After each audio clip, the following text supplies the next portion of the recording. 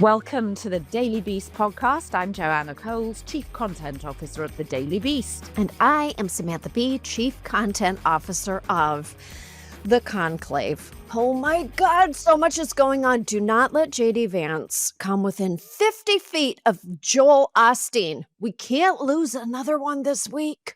Joanna. I know, it's panicking. It's panicking making. He is the ring. If you see JD Vance, you may die within 7 days.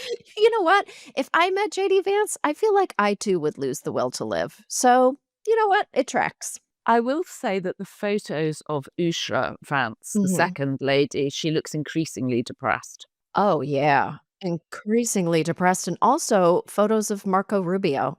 That is a human being who is withering inside.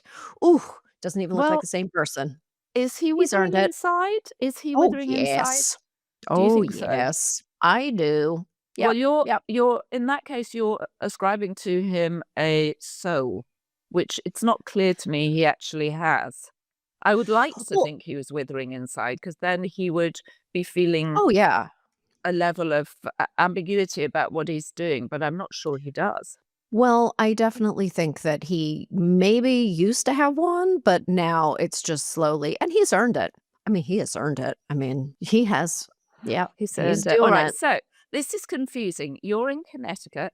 I'm in Los Angeles. Your screen is frozen, so I can't see you moving, but I can hear your voice loud and clear. And you're back after I a am. week hitting the road on your How to Survive Menopause tour. How did it go? It was very good. I'm having so much fun with it. I'm actually driving to Boston right after we finish this recording. And then the day that this airs, I will be in Philadelphia. So if you happen to be in the Philadelphia area and you feel like you want to laugh about menopause with a large group of people who are like-minded, please come by. I would love to see you. So fun. Are you going to take your menopause show? When you say you're going to Boston, are you actually Mhm. going to Harvard? I'm not just going to the Boston area. I'm going to Boston proper. Yes. Well, we need to discuss Harvard later with our Beast of the Week, Abby We Phillips, do. because she's an Yes. alum. I want to know exactly Yes. what she thinks about it. But in the meantime, you'll be delighted to know that Isaac Mizrahi did Mhm. do a good job at filling in for you. Yes, he did do a really good job. I listened to the episode, and I thought he was actually too good at it, and it made me concerned that I may be replaceable. You know, my favorite moment was when he said that he hates underlit grasses, and I He's thought, he's "I so love you so specific. much." So specific. Yeah, we were talking about the High Line, which she was complaining about, which I think is the most glorious thing. And he was It's like, "Darling, glorious. darling, I hate it." Yeah. What did he say? I hate underlit grass. Underlit grasses. I'm like, "Wow, I must have grown up wrong because I think underlit grasses are so beautiful." I'm not even sure Oh, what underlit no. grasses are, but I do love Oh, the High Line. And if you haven't visited it and you're in New York, you really must. yes. I did get used to him calling everybody darling, so maybe you could Mhm. do that. Darling, please, let's keep it going. It doesn't sound right. I'm too It doesn't Canadian for sound right. that. I think it's more kind of darling with a bit of jazz hands. I like to say this, "Joanna!" Yeah, That's that's more better. my vibe. You know what I Yeah, mean? that's better. When you're telling me off for trying to persuade someone to come on the podcast. That's right. So we've been having a very religious week so far. First, JD Yes. Vance met the Pope. Mhm. Then Oh, we had the Easter egg roll at the White say that in House. quotation marks. He met the Pope. Yeah, Yes, he did.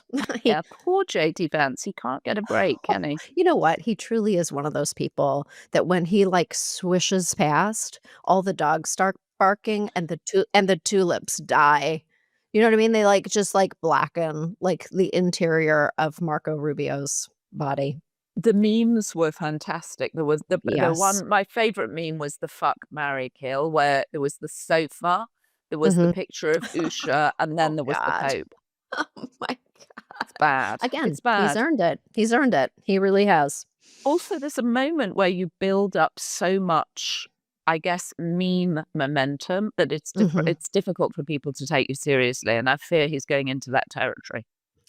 Yeah. Oh, he's been there for a really long time. Well, that leads us to looking ahead, because President Trump and Melania will be attending the funeral in Rome this coming Saturday, which is I a good cannot. reason Well, I really think they're doing it to avoid going to the White House Correspondents' Dinner. Oh, that's very fair, but I have to say that if there was ever a moment, like when they cross the threshold into the basilica, like if there was ever a moment for the Lord to summon stigmata, you know what I mean? And just have just like or like tears from the Blessed Virgin's statue. You know what I mean? I would love to see that. Prove to me that you exist. Make all the statues do stuff. I hate to be shallow, but I'm much more interested in what Melania's hat is going to look like. It's gonna be huge. It's gonna It's be gonna be huge. huge. It's It's gonna gonna be be huge. so huge. I'm also just holding my bag close to my Mhm. chest because Yes. that was some story about Kristi Noem's bag being stolen with $3,000 in cash in it and her passport. I'm sorry. Who carries $3,000 in their purse? That is s that's just a sketchy amount of money to have in your purse. I don't know anyone who does that. Maybe she was planning to flee the country. It's just a crazy amount of money to have in your purse and to then put your purse down and leave it unattended. I feel like there's a Beast story about how the perpetrator actually saw like, isn't she literally wearing a bulletproof vest and surrounded by security at all times of the day and night? Like, all of this theater. She had 2 security guards with her, and apparently what happened, we had an excellent story in The Beast about it. The thief, who was caught on CCTV, I believe, came Uh-huh, in, uh-huh. obviously saw her bag, sat at the next table with his back to her, saw her Okay. bag was under her chair, where I think lots of women put their bags, slid Sure. his foot back, scooped the bag towards him, then pulled it up on his knee, put his jacket over the bag, and left the restaurant.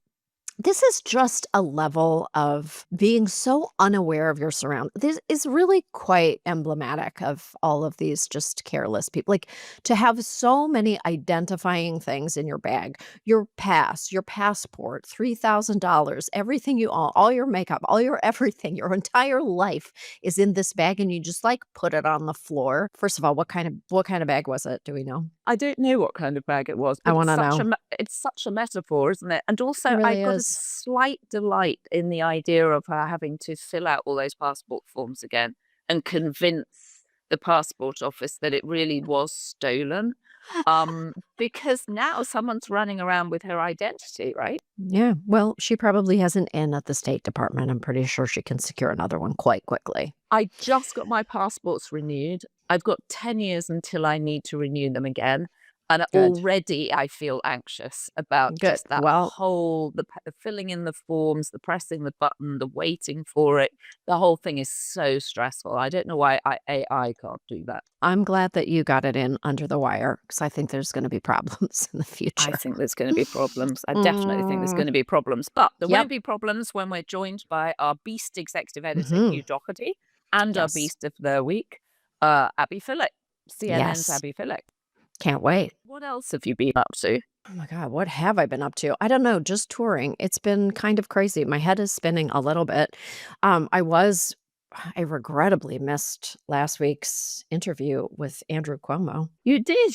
You did. You were supposed to be here for I it. was, I was, but he backed out of our f when we were supposed to interview him, he was unable to do it, and then, I was scheduled to be away, so I missed it, and I was very prepared for that interview, so that was regrettable for me. Well, we got a ton of feedback online. I'm sure. Lots of people felt that we had given him a very hard time and that we should have backed off. Really? And then a lot of people thought that we Really? hadn't given him a hard enough time. Oh, yes. So, you were missed. You were Okay. missed, but it was enormous fun and quite illuminating. Mhm, And, mhm. we'll see where things go in with the Wow. primaries, which are June the 24th, I believe. People thought that you went too hard on him? I had so many hard questions for him. Well, what would you have asked him that we didn't ask? Because I circled back to the Yeah, harassment charges, I think 3 times. 3 times I circled I back do to it. feel that. I feel like the one thing or there were a few things that I would have, hit pretty hard, and that I think I would have talked more probably about, like, people's complex feelings toward him. Because on the one hand, a lot of us acknowledge that during his tenure, he did put policies in place that were good for women, but on the other hand, his behavior the behavior that he has been accused of is gross, it's paternalistic, and it's familiar, you know? We all hate that, we all hate the hand and the small of the back, and I really am concerned. Like, I don't understand why he can't speak authentically about it. I don't feel that he speaks authentically about it. And I want to know how he's personally planning to interact with the women in his administration moving forward. It's not like, we're not sitting here conflating his actions with those of like a Harvey Weinstein, but I think it's very reasonable to say that his administration fostered a culture that made women uncomfortable to the point that they spoke out about it at great personal risk, and he's still coming after them. Why isn't it okay for us to wish for our leaders to demonstrate good character? And like, why is it okay to belittle those concerns or brush them off as like a joke or something stupid? Like, our rights are currently under assault.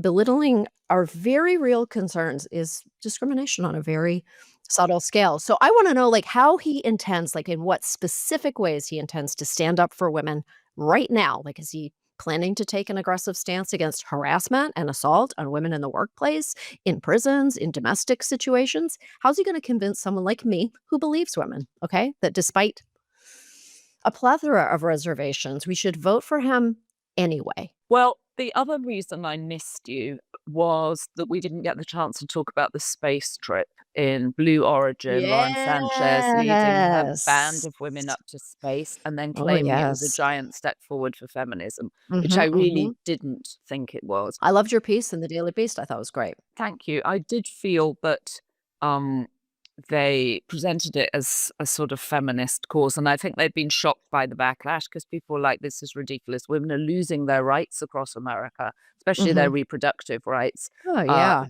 Science is under threat like never before, Mhm. and you've got them screaming in space with enormous lashes."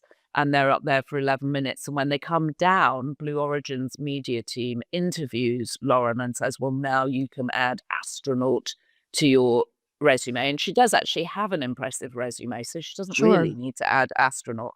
And I'm not sure that 11 minutes in your boyfriend's rocket counts as being an astronaut, but she said very solemnly, "Thank you, thank you."